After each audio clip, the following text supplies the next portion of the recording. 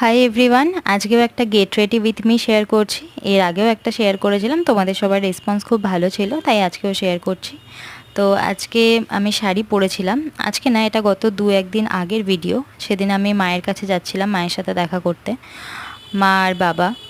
তো সত্যি কথা বলতে মায়ের কাছে বা বাপের বাড়ি কথাটা বলতে আমার কেন জানি না খুব খারাপ লাগে। আসলে 2 বছর আগে, মানে আমার বিয়ের আগে যে বাড়িটা ছাড়া আমি কিছু ভাবতামই না, যে বাড়িটা আমার বাড়ি ছিল, আজকে সেটাকে বাপের বাড়ি বলতে আমার তো খুব খারাপ লাগে। হয়তো প্রত্যেকটা মেয়ের এই জিনিসটাই হয়, কিন্তু তাও কিছু করার নেই, কারণ নিজের সংসার হলে সেটাই নিজের হয়ে যায়। সেখানেই 24 ঘন্টা রয়েছে, আমার প্রতিটা পছন্দের জিনিস সেখানেই আছে। তো আস্তে আস্তে হয়তো ওটাই নিজের বাড়ি হয়ে ওঠে, কিন্তু তবুও পুরোনো সেই ইমোশানগুলো ওই বাড়িতে গেলে কিছুই ভোলা যায় না, বা ছেড়ে আসতেও ইচ্ছা করে না।